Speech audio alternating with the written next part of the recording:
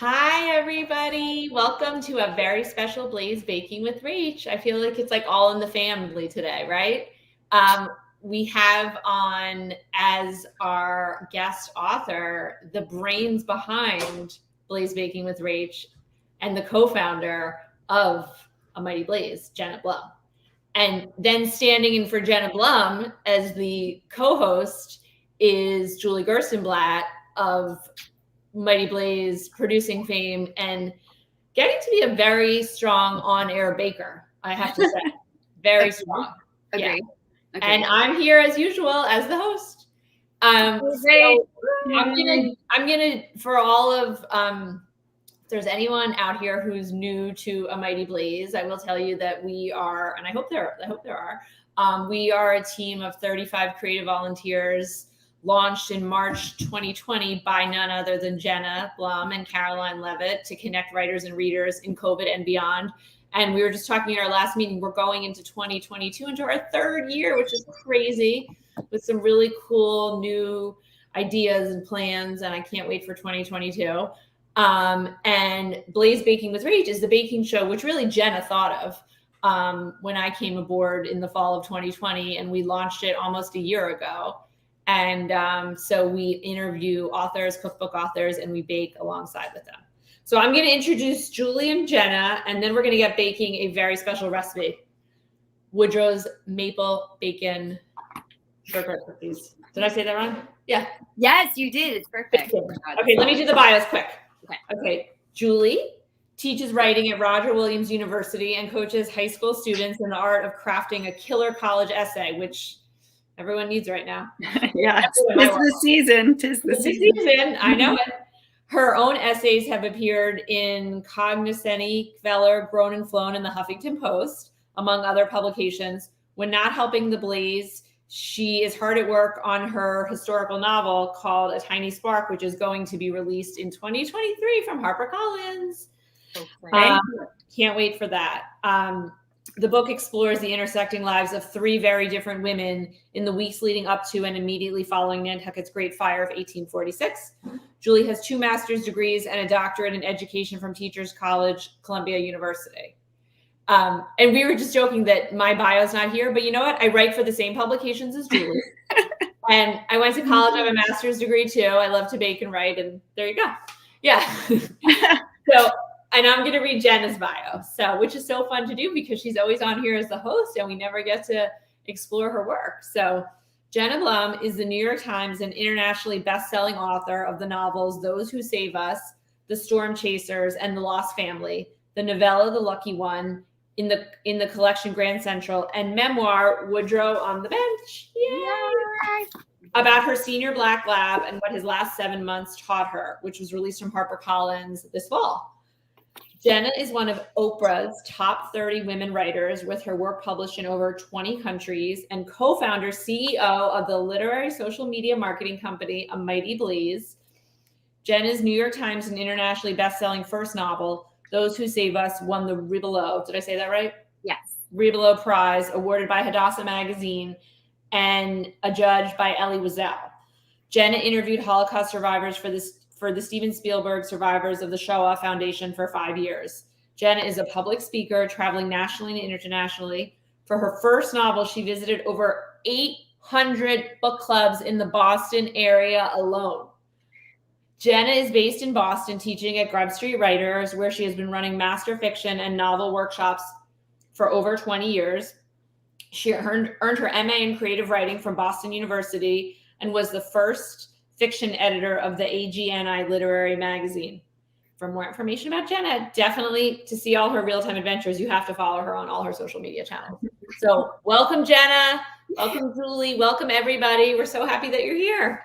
Thank you, Rach. Thank you. Thank you, Trisha. Thank you, Blaze Nation. So happy to be with you guys today. It's a little weird, like it's a little meta being on the baking show to introduce my own recipe, but it's awesome. We are very excited about this recipe. So it is officially, I guess, called Woodrow's Maple Bacon Shortbread Cookies. And we're going to get started baking in a minute. But I just first wanted to ask you, Jenna, how you came up with this recipe.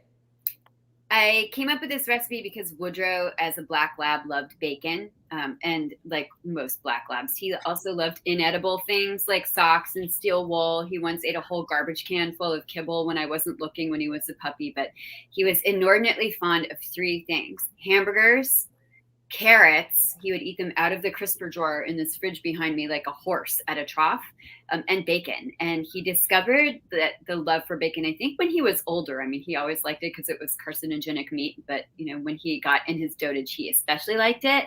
And because he was old, like when he got to be about 14, 15, I was like, you know what, dude, you can have as much bacon as you want. I will make you pounds of bacon. So that is what happened. And I alchemized that into this maple bacon shortbread recipe, which, P.S., you can make without bacon if you're a vegetarian or it's trafe or whatever. So sometimes I make this maple bacon shortbread and send it to people without the bacon.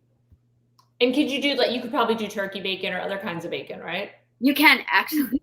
Jane Roper, our Zeitgeist host, dared me once to make this recipe with Bacos instead. And I did. And because I actually love Bacos. Yeah.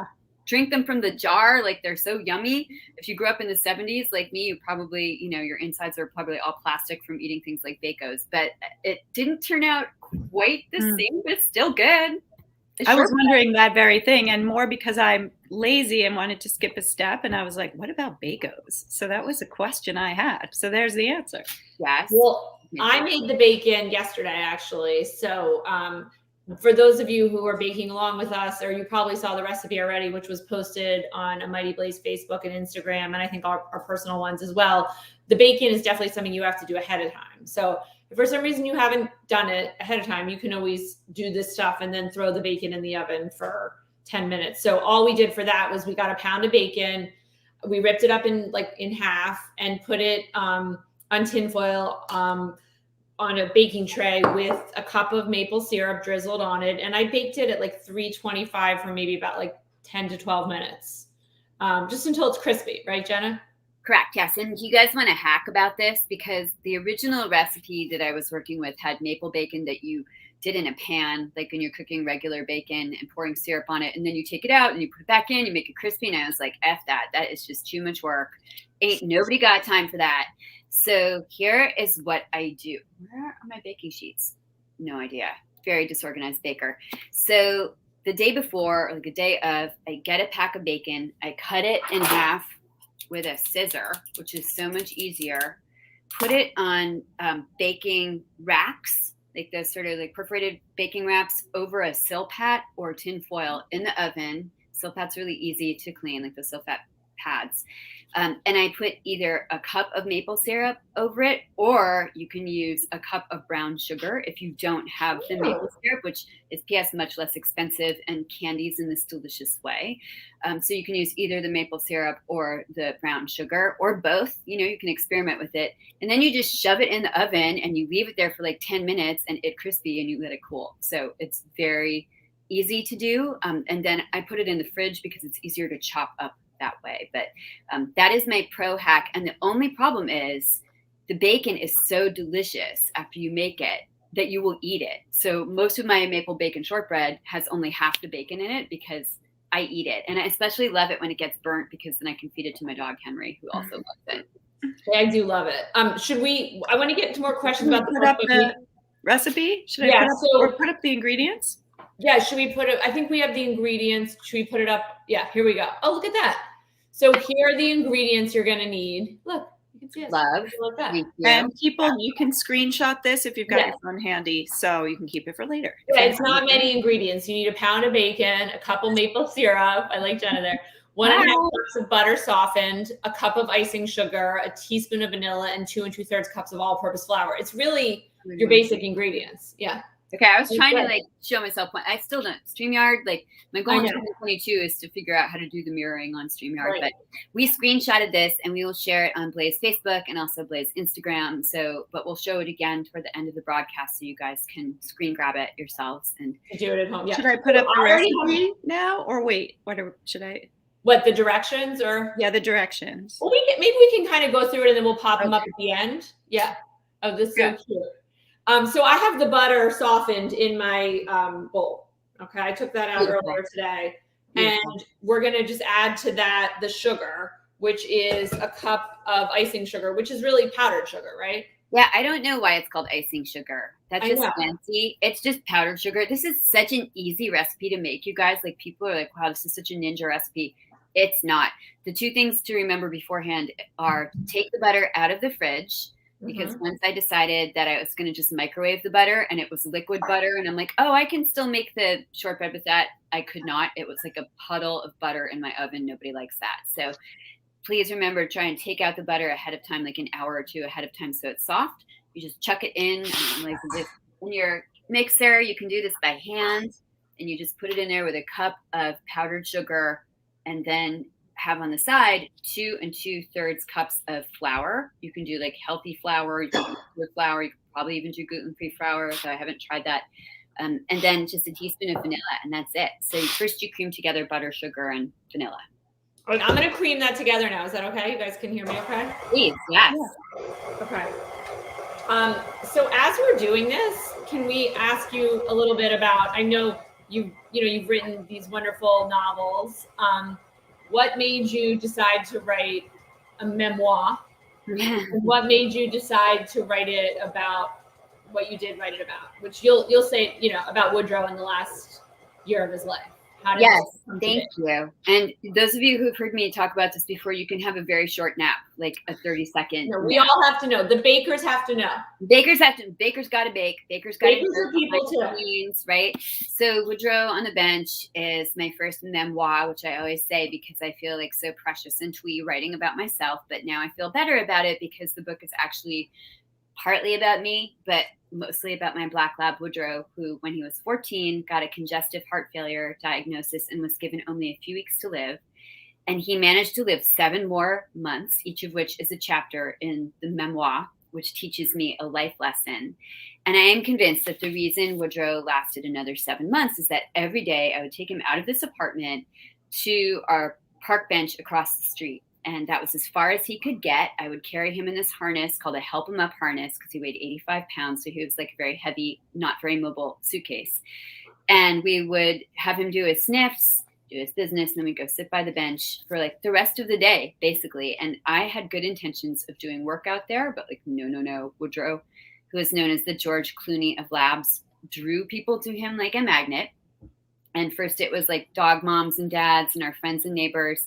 And then total strangers started coming and keeping us company on the bench and telling us their own stories about their own dogs and then about their lives.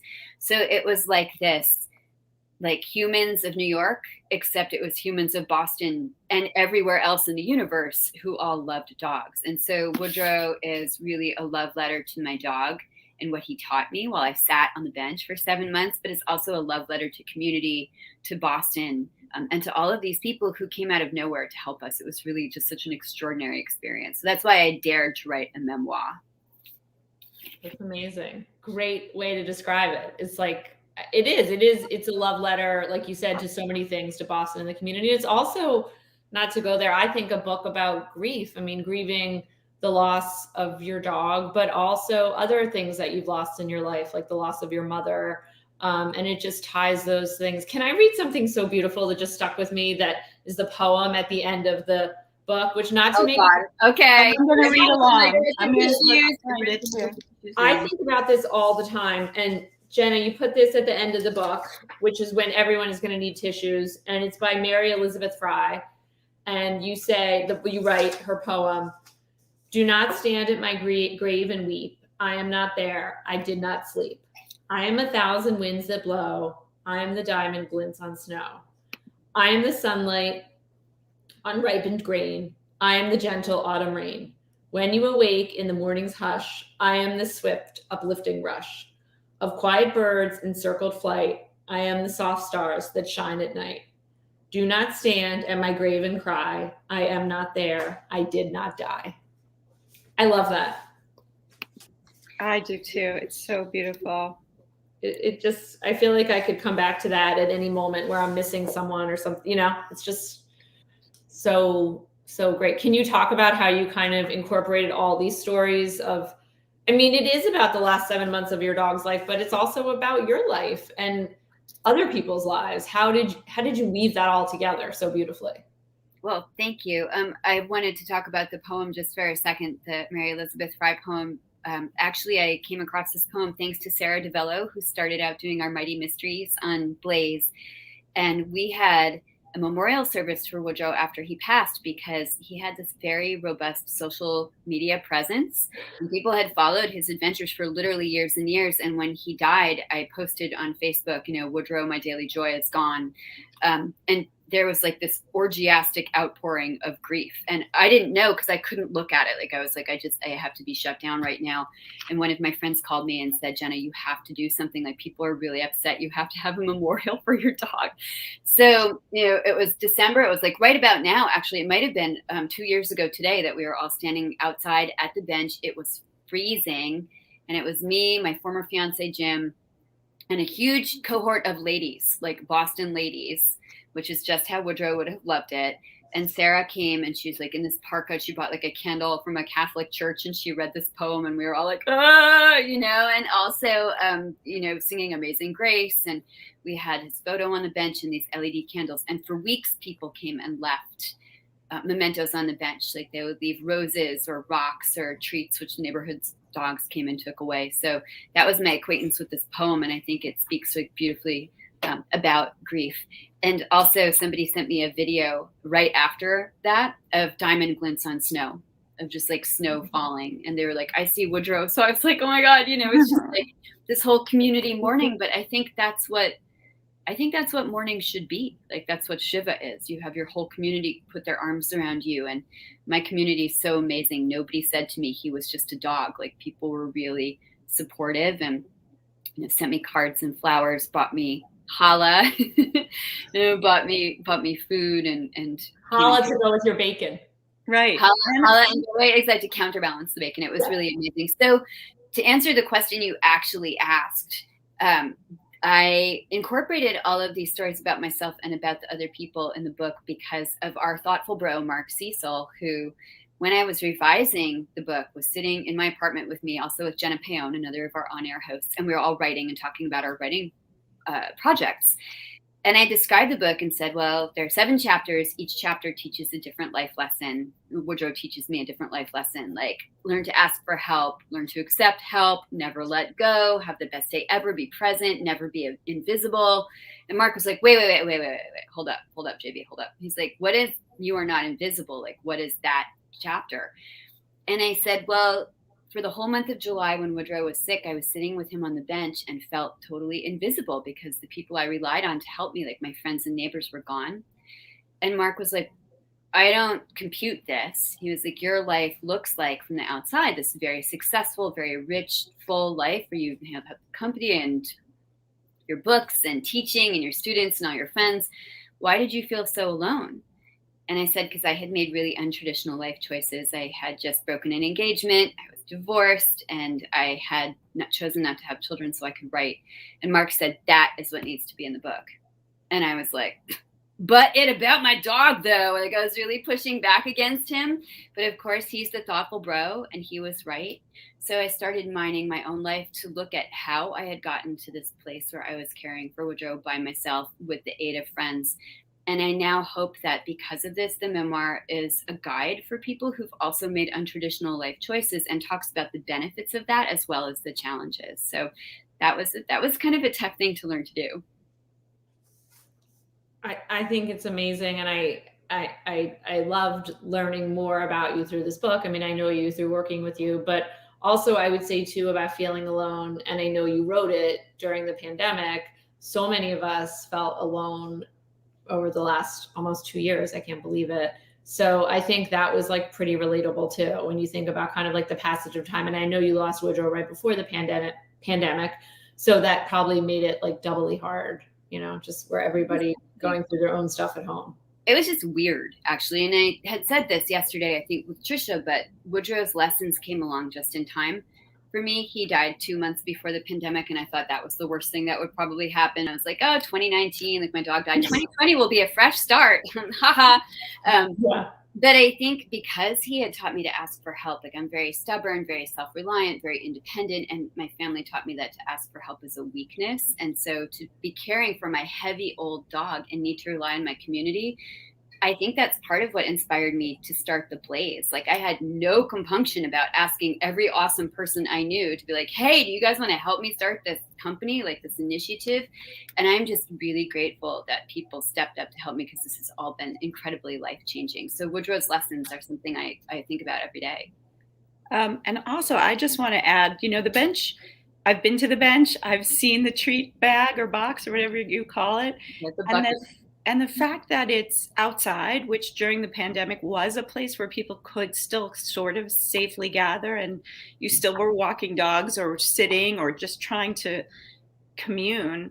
And the fact that it was a safe-ish place then and was always right there, because I've been to your apartment and you can just see it across the street and see all the people go by and the dogs go by, and I can feel that connection for you. And also, when I was just with you the other day, you're like, somebody left me something, and they leave it, like they'll leave you things unrelated to dogs in that receptacle.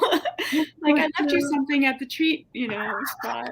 I love that. It lives on forever. Yeah. I should explain about the bucket. Maybe if you guys, I could like read a little bit about it if you want. Should I do that? I was going to read. That'd be awesome. That'd be great. But so the other day somebody left me candy cigarettes in the treat bucket, and I was like, okay, all sorts of 1980.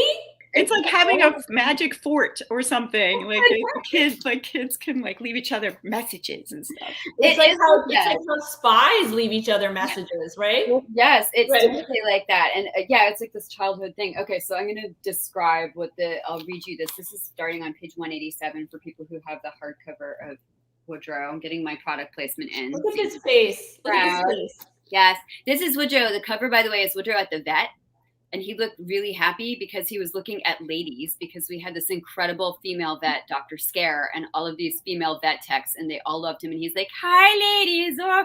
And they put this picture up in their clinic. So if you go to this great picture. Clinic, there's like this Woodrow George Clooney of dogs thing. Okay, so I'm going to read to you about the bucket so you know what it is. It's a chilly gray afternoon not long before Christmas. The snow that had fallen the last week of Woodrow's life that he'd lain in to cool his belly had blown away, except for a couple of dingy patches here and there. People hurried past the bench in their parkas, gloves, and hats, incurious about what I was doing, sparing a glance at most. I set the bucket next to the bench. It's like a tin bucket with a lid on it. In the depression of dirt where Woodrow used to lie, where he had worn the grass away with his body. I threaded a bike lock chain through the bucket's handle and its lid, and then secured the combination lock with the dates of Woodrow's birthday. Put milk bones inside, pushed the lid on, and to the front of the bucket with clear packing tape, I affixed a photo in a laminated sleeve of Woodrow lying next to his bench wearing his harness and a huge, happy smile. The caption said, "Please enjoy treats courtesy of Woodrow, who loved this bench." I kissed my fingers and touched the picture of Woodrow. "Mamu loves you, Kooks," I said. That's what I called him. "More than anybody in the universe." It seemed there should be more to do and more to say. I hated to leave the bucket. I stood there in the cold wind for a few seconds more, understanding for the first time why people tend graves. Then I went inside. "It's up," I said to Jim, who had been watching. "The treat bucket? It's on the bench?" "It's on the bench," I said. "Come and see." We went to the bay window in the library and looked out. From where I was standing on Woodrow's sheepskin rug, we had a clear sightline to the bench and the bucket attached to it. It looked very small beneath the big trees. A dog and owner came walking along, the woman hunched in her jacket and the dog trotting briskly. The dog noticed the bucket and pulled toward it. "Come on," Jim and I said under our breath. The owner yanked the dog away. "Boo," I said, "Grinch." Another dog owner came from the opposite direction, tugged along by a pair of Pekingese. "Forget it," I said. "They're not really treat dogs." I was right. The trio passed the bucket. "We should put a walkie-talkie in the bucket," Jim said. "Then whoever passes by without stopping, we can yell, 'Hey, dumbbell, your dog needs treats.'" "Good idea," I said.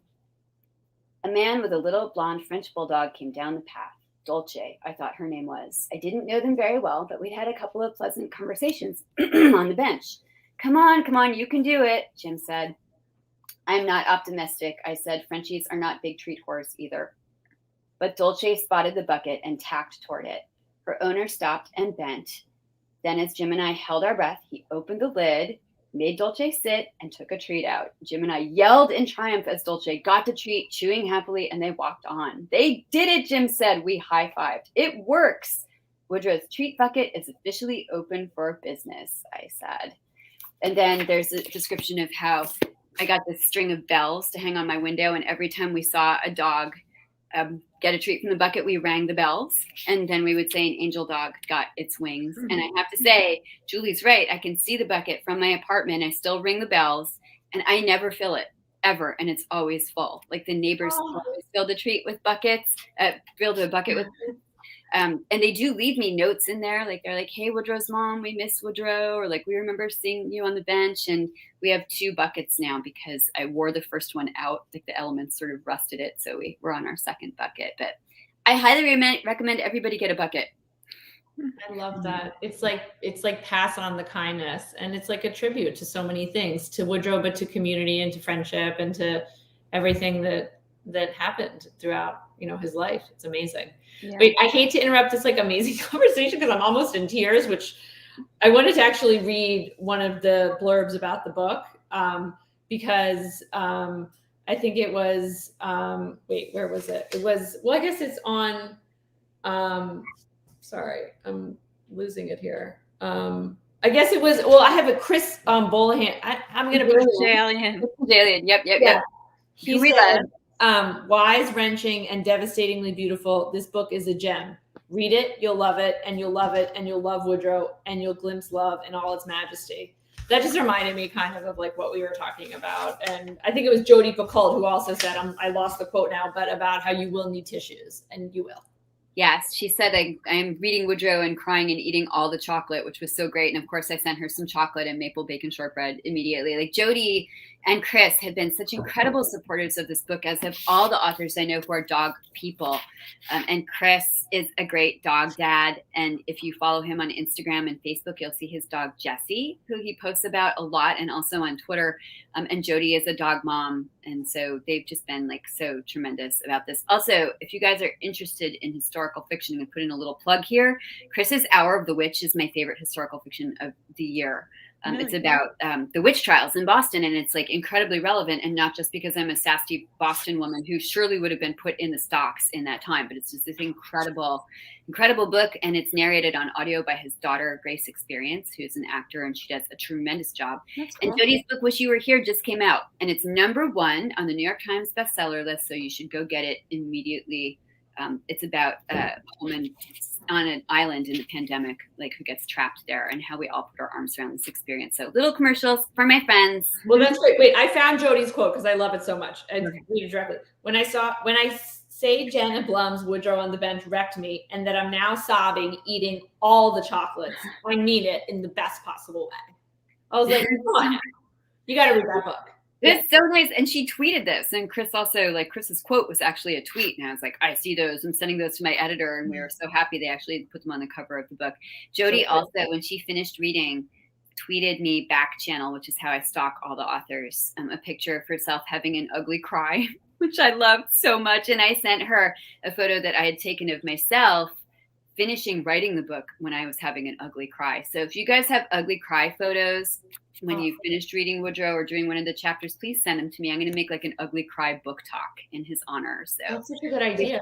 All the ugly cry. Love. I love a good ugly cry. By the way, Kimberly, who's our co-host of Authors Love Bookstores, posted that how great it is, which it is, and also that it makes a wonderful gift. Woodrow on the Bench is a great holiday gift for dog people, non-dog people, for human beings, I will say. I mean, anybody will relate to this. It's so well, good. Maybe not cat people. Can we say that?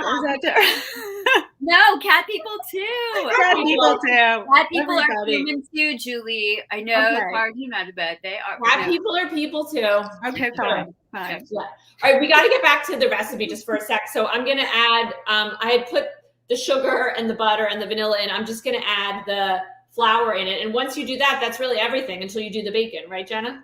It's everything. It's so easy, you guys. You can amaze your friends and colleagues by making this. They'll be so impressed. But I sometimes do this in two goes, Rach. Like I dump in half the flour and then cream it and then the other half of the flour. But I think you have a bigger mixture than I do. No, I'm doing it in batches. And I just want to apologize to Margaret and all the other cat lovers out there. Oh, sorry. We love cats too. I'm just highly allergic. It's really I nothing am else. too. I just want to say the Blaze does not endorse Julie's message, but we understand it. We love cats. We love cats. Yes. My husband is allergic to cats. That's why I can say that. But I do like cats. I do. I love them. Actually, I just can't touch them. Like, Julie, do cats love you? Like, cats love me because they think I'm being cats don't love me. It's fine. It's mutual. It's okay.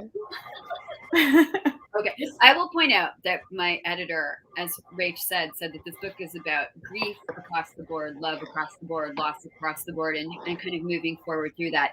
And the backstory, which Rach had mentioned earlier, and that I hit very lightly in the book, but I do touch upon it, is that I lost my mom only a few months before Woodrow got that congenital heart failure diagnosis, which was supposed to send him to his demise in a few weeks, and then he lasted a longer time.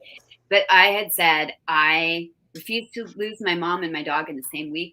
And it's not as though I really had any choice in that, but I petitioned the universe very strongly, and the universe heard me. I think, however, going through this sort of ringer with Woodrow helped me process some of the grief about my mom. And I feel as though grief with humans is very complicated because our relationships are super complex. So often the grief is compounded or complex. But our love for our animals is usually very pure. And so the grief is also very pure. And so when I lost my mom, I didn't cry that much. When I lost Woodrow, I was like a basket case for like 3 or 4 days and could not stop crying. Like, people were like, should we take her to the emergency room? Because I was like, oh, And I think that helped me move a lot of my mom's grief out of the way. So if you want a book about what this feels like, if you want a good cathartic ugly cry, which I highly recommend to close out 2021, get that ish out of the way before we move into 22, do it. You can do that. Or watch the new Sex and the City reboot. Also, no, don't. Okay, not going there. Not going there. We've already we can't really say something negative about Sex and the City because we've already put the cats under the bus. So okay. Right. No, but everybody's saying negative things. You can just look on the internet to decide about that. About Sex and the City. Yeah. Should I put up the other? Should I put up the recipe? Instructions. Now? Like and I just want to say, while you do that, Julie, Jenny, this, I so appreciated what you said there about your mom, because we've talked about this before. That you did it. Hello. I lost my mom, and I've written a lot about that. And I know we've sort of bonded over this. And it is so true about grief. Like, you could lose somebody, I don't know how many years ago, and then you go through something else, like losing a pet, or, my dad's recently had surgery, and that brought up a lot of the grief. There's so many things. And so I've had a lot of good, ugly cries this week too. And you never know when it's going to come out. And it's just like, within this book, it's not, I don't want to say just, but it's not about Woodrow. It is about Woodrow, but it's about so many other things too. And I thought the part that you wrote about your mom, I really related to that. And I was so glad that you wrote that. And just, all the things that happened to you in your life, I think they can come out, sometimes it's hard to process that and, to write about it, but I felt like, I guess to Mark's point is that you sort of wrote about Woodrow, but within that, the Thoughtful Bro, you wrote about so many other things, and it was really beautiful the way you did that. Thank you. I just wanted to read something about it. Now that you guys broke the reading seal, like, I actually don't like reading very much, but like, because I love you guys and I just feel very safe about this. But I feel like there is something about, because I've had some ugly cries this week also. I feel like 2021 is ugly cry time. We thought 20 was bad. 21 is also bad. But I just wanted to read this because I think it's true. I think that the ugly cries help. Every time a Woodrow memory hit me extra hard, I cried, and the crying hurt and gave me headaches. But I felt the memory itself was safely encapsulated, rising away from me in a balloon. It was what mourning was, the hard work of grief. And I feel as though that's true. I just wrote about this for Zibby Owens for Moms Don't Have Time to Grieve. And the essay that I wrote was called Every Grief is Its Own Animal. And I talk about how my mom's grief was like sort of compacted, and the Woodrow grief felt more pure and was helpful. And I cannot tell you how many people I've heard from who said exactly that to me. They said, oh, I lost a parent, and I thought that was hard, but losing the animal was harder. And why is that? And I think this is partly why. But I also wanted to, in this sort of free to be you and me, like, it's all right to cry. Like, I encourage people to do that because it does help. Like, it's a natural sedative. I'm telling you, it's better than Xanax. Yeah, but what's interesting to me is, like, I don't know when I'm going to cry. I don't know what's going to make it happen. I can predict, and this is like something that was recently said about Sondheim from his book when it was read by Lin-Manuel Miranda. at that memorial service in New York City, that at some point in every musical that he wrote, he was going to cry, but he couldn't then there was like this one point or word that got him, but it wasn't necessarily the saddest part. There was something that moved him or touched him. And I feel like that happened with your book with me, like The Bench, what you just read, which is about like, yay, they found it. And it just felt like it just is so beautiful and sweet. It hit, like, that's the note that hits for me more than like, we know, like, spoiler alert, Woodrow dies. Like, we know that. And so something about, like, we know that from the start.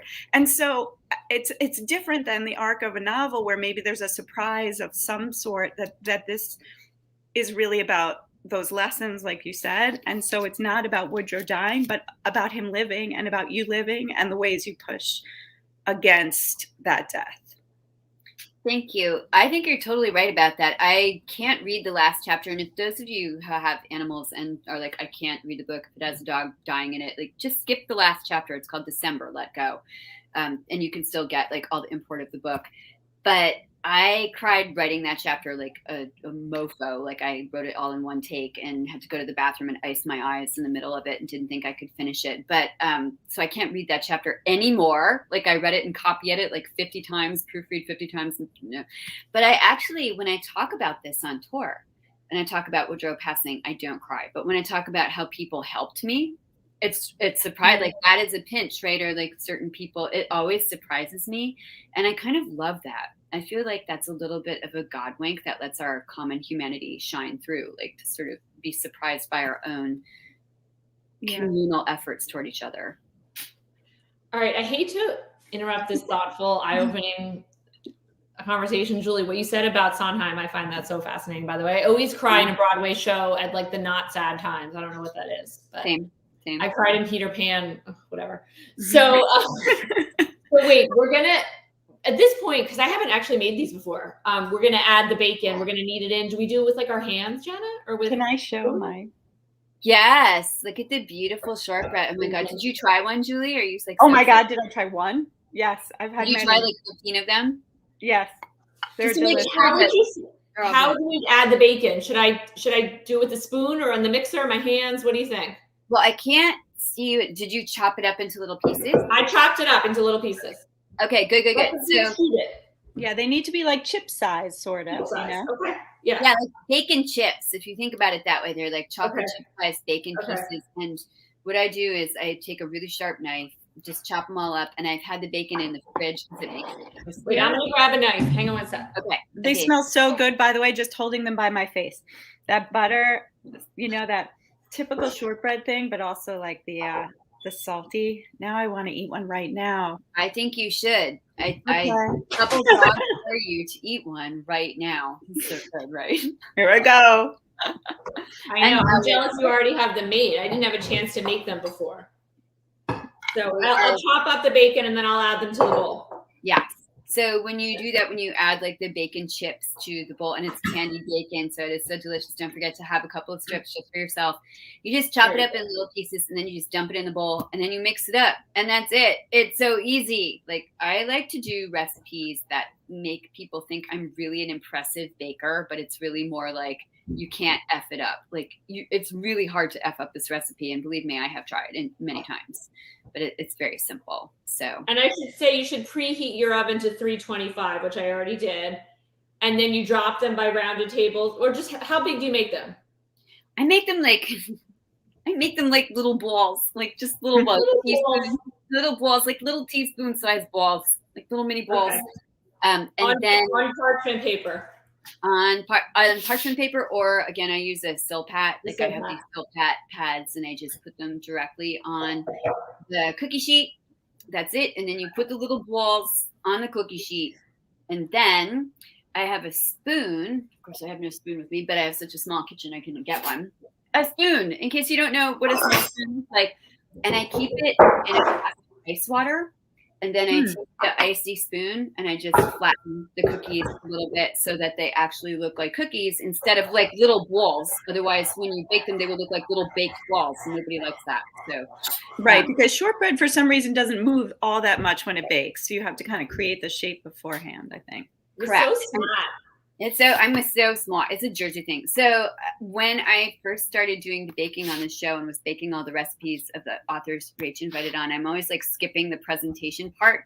And I learned the hard way that it's not a good idea to do that. When I made Louise Miller's beautiful cream puffs, she was like, wet your fingers and smooth the cream puffs into a round shape. And I'm like, nobody needs to do that. Look at, I made these little things. They look like peeps. They're so cute. And then I baked them and they look like little browned nipples. And it was like not appealing. So I would definitely recommend, like, as Blaze said, flatten each bacony ball with a chili spoon to do this. Otherwise, that's what Louise Miller taught us. Well, she taught us many things, but that's what she taught me. And I showed her my browned nipple beef puffs. And she was like, well, she's so kind. She's like, well, that's so nice. Tastes good, you know. You sound like her. Yeah. We have learned a lot from our bakers this year, haven't we? We have learned so much. Rach, what is your favorite lesson? And maybe while you're talking about that, we can pop up the how-to part of the recipe on the screen. And guys, if you feel like it, you can screen grab these graphics, and they're on our Blaze Facebook and Instagram, so you can go there and peruse in your own time, but we can try to do this. So directions, you cream everything together, you scoop the desired size, which is the little ball, about a walnut size or smaller ball, and then flatten slightly with the spoon. It helps to have the spoon be cold, otherwise it sticks to the shortbread, and then you bake and eat. It is so good. So about lessons learned. Your favorite lesson? Yeah. I would say two things. One, from when we made pies with Beth Howard. One of my favorite episodes of Blaze interviewing history ever. And Ron Block, which is not to touch the dough too much, which I'm like scared to do, so I never will. But I would say a more general lifestyle thing, which maybe just validated my life, was from Joanne Chang of Flour Bakery, who said, you know, she kind of goes throughout her day eating a lot of sweets, sort of grazing, which I do. This is like terrible health advice, but it works for her. And then she eats a real dinner, and that's kind of how I eat too. And she made me feel so seen. So that's how I eat. I mean, I just think, whatever, it works. What? I think this is called intermittent fasting. I know. I just eat a lot of sweets. You're eating sweets all day. Are you intermittently fasting? No, I eat healthy. I eat fruits and vegetables and stuff throughout the day, but I do like to graze on sweets, and Joanne made me not feel bad about it. Yeah. So. Yeah. It's like if you have, for example, a panettone in your home, you might, and I'm not saying anything about Jenna, you might just take a slice for, you know. Yeah. Like right. And a panettone. Yes, you might graze on that. Speaking of other guests, and before we go to audience questions and put this in the oven, I just want to tell you guys about our guests next week. We're actually having somebody back already on Friday, December 17th, on Friday Frontliners, a special baking guest. It's actually, I love the sort of bookends on the year. Our first guest to launch Blaze Baking with Rach was Cheryl Day, the founder of the Back in the Day Bakery. And she has her third cookbook, which came out this fall, which has gotten amazing reviews. It's called Cheryl's Day, Treasury of Southern Baking. You can see I have all these notes in it already. And on next Friday, the 17th at 4 p.m., we're going to make iced sugar cookies from the book in time for the holidays, which I'm so excited about. So definitely tune in on Friday at 4. Can I just say how excited I am to just eat the frosting while we're doing that? I mean, I'm going to eat it. It's one of my favorite things. I do not have a sweet tooth, which is why I can host this show and not put myself in grave physical danger. Like I generally will eat, bacon cookies because they have bacon in them and that tastes good to me. But I have to say my favorite dessert of the year is the sugar cookies with the icing on them. And I used to call them, forgive me, everybody, the effing cookies, because they were so much work to make. I would make the dough, cut them out, do the little things and do the dye and the icing and whatever.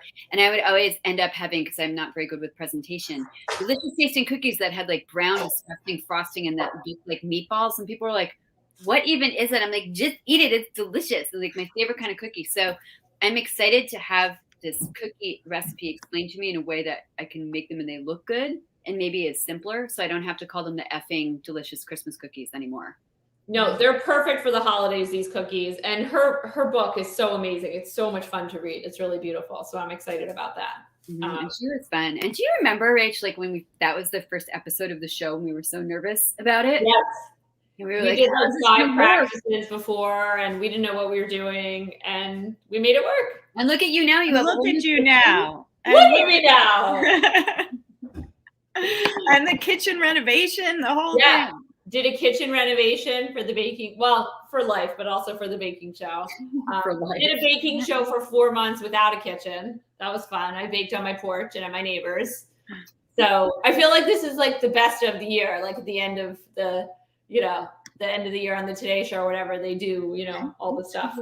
I'm gonna put these in the oven. Okay. All right. So I know you guys have already made cookies already. Yeah. I did. I baked mine this morning, I have to admit. So I'll show you what they look like while Rach enjoys. And I made mine yesterday, or maybe Jenna made them for me. And I didn't make them at all, and I just eat them. It's true. Oh my God, they do smell so good. They smell so good. I will tell you guys that while Rach is putting these in the oven, that I have been making these cookies as a sort of factory worker since, I'm going to say, July, maybe like June, July, August, because I was sending them to book influencers to bribe them to like read Woodrow and feature them. Like, this is how writers market. Like you have to send some swag and whatever. So I'm like going to send like bacon maple shortbread cookies. And I also send them to my publicist, Catherine Beitner, who is amazing at HarperCollins, and she and her boyfriend got addicted to them. And so now she sends me requests by text message. She's like, Justin needs more cookies. Like, we need more cookies. Send them. She's like, oh, I know you're busy, but send the cookies. Send the cookies. So they did get extremely addictive, and beware if you give them to people because they will start requesting more cookies. Like, they're really, really good. They're so yummy. They are really good. No, I am pretty excited about these, and I feel like I will be making them a lot for sure. They're a very easy crowd pleaser, and then you can give them to friends to use on baking shows, which is great. As I know, Rach has always her special Rachel Levy Lesser chocolate chip cookies, which we started with on Blaze, and then she was sending to us when she first joined, and they're the best chocolate chip cookies in the world. And so now I keep those in my fridge, and I'm like, who's having the worst week? They get the cookies. But I also keep the Woodrow shortbread cookies in too for people who don't have a chocolate tooth. And I'm like, who most needs cookies this week? I'm going to send you a batch of these. I'm always doing that. And I mentioned my father who had surgery, who's doing well. When I came to see him most recently, I said, can I bring you anything? And he says, how about some of those Mighty Blaze cookies? So he calls them the Mighty Blaze cookies. Yeah. Wait, I want to ask you before we have a question here. Could you make this with confection, stevia, and a gluten-free flour? Hi, Michelle. Michelle is one of my dear friends from when we lived in Kansas, and she knew Woodrow very well and bought him bags of carrots when he was in his baller days. So that was very exciting to see you. I have not attempted to do the cookies with a sugar substitute or with gluten-free flour. I'm not sure what it would do to the texture. I highly encourage you to try, however. I think that would be amazing. I think the cookies might have a different shape if you use gluten-free flour because that tends to make the sort of shape and texture of things different, but I'm sure they would be delicious and edible. And I think that powdered sugar is so fluffy. If you're using stevia, I think it would probably be a good match. I think the taste might be slightly more metallic as it tends to be with stevia, but I do use stevia a lot in my baking. So I would say give it a try. Let us know how it turns out. And Michelle, I might do that when I'm snowed in this winter. I'll make a batch and send it to you in honor of our boy. Julie, you do gluten-free cooking. I mean, you could probably use the gluten-free, and sometimes you have to add. Right. You can use the 1-for-1 baking flour, gluten-free, and substitute it without having to do any research. But I bet for Michelle, there's probably like a great basic shortbread recipe for people who use stevia or gluten-free flour, like what the best one is, and then just add the bacon, maybe to that one if there's one. Bacon's gluten-free. And I know. gluten-free. I know. I kind of love that. Like, this healthy recipe that you're then adding bacon to. Yeah. Hilarious. Wait, I wanted to ask, because you mentioned publicity and stuff, how has your tour been going, both in person and virtually and everything? Thank you. Well, here's the lowdown, people, and you've heard this here first on The Blaze, that as a Blazer and as an author, I obviously have a great vested interest in how books are selling, as we go back out on tour and do virtual events. I think that authors need to do 50-50 virtual and in real life as much as they can right now, because people are so hungry for that in-person contact, and the audiences are about 50% less than they were pre-pandemic. As we continue to kind of figure out what our recipe is for, in-person contact based on all the variants and the vaccines and so on, I think it's so imperative that you get out there and connect with your readers, but you also must keep doing virtual events, because then we can have communities like this one that we built over the last 2 years, so that people like Anissa, who's in Georgia, or Michelle, who's in Arizona, or Karen, who is in Illinois, like all of you can, and Margaret, who's in Portland, like all of you can come together and enjoy these events. So I'm really happy about this as a Blazer and an author, that we are going to continue to be blazing stronger than ever. And I encourage you guys to support other venues that are doing the same thing. Right. Even the three of us are in 3 different cities. So yeah. And we can be on different time zones and everything. Not that we are, but I have noticed, for somebody who has done book events and then likes to attend, it's great to see people in person when you can. And then if you can't make it in person, it's also nice to be able to stream in from wherever you are, or log in and see it. It's so good. The other thing is that I finally have hardcovers, which, as many of you know, were not in when I did my launch. So I launched a book without hardcover with Jodi Picoult, and we're like, well, thanks for talking about Woodrow, everybody. Can you scan the QR code on Jenna's phone and buy the book from an indie bookstore? But I do want to encourage all of our viewers. I know you've done this already, because you wouldn't be watching if you weren't book super fans. But I do want to encourage you to keep buying books, keep buying them and giving them as gifts, because the bookstores are really struggling in this season, and authors always need your help, and books, #make best gifts. So just buy boatloads of books and give them to everybody and make all of our lives happier and better. Yeah. In fact, our friend Joe, who hosts on Wednesdays that Authors Love Bookstores, he was saying that like the third night of Hanukkah in his family is book night, and it's like his kid's favorite, and he has 4 kids, and so that's a lot of books. And if you're doing it with parents and grandparents too, and it's like you make a commitment to this and pick that as a category.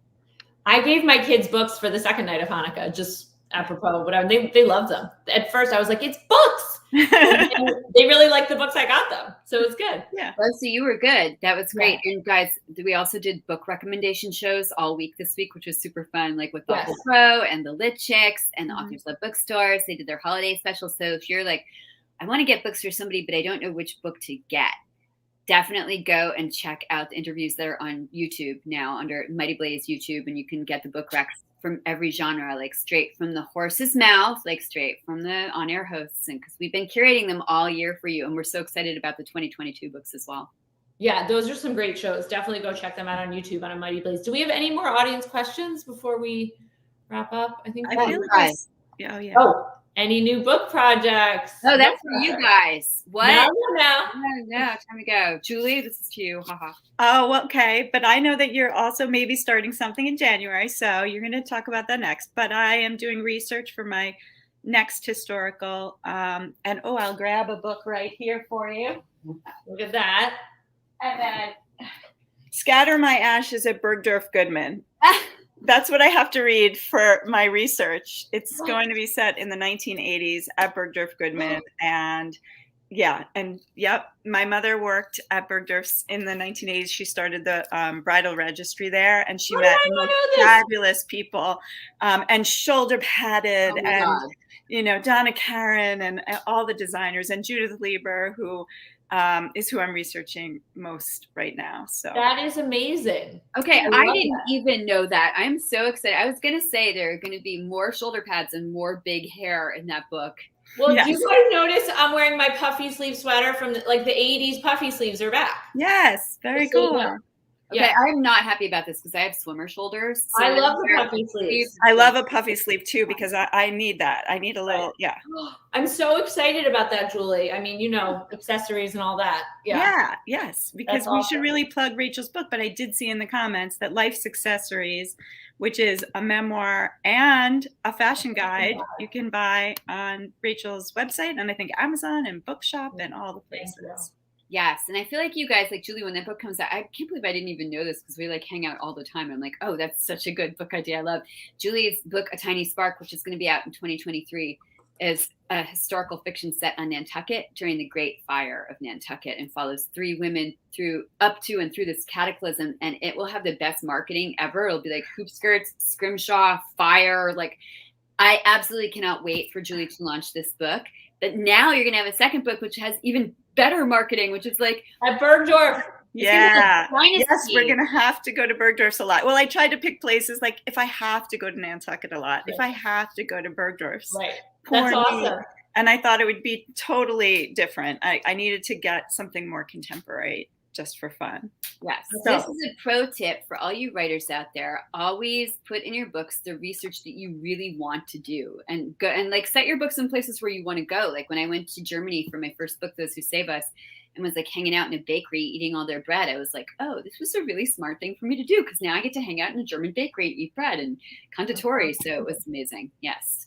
Be fun things is my you have to like the research because you spend so much time with it. You have to like love it and be totally into it.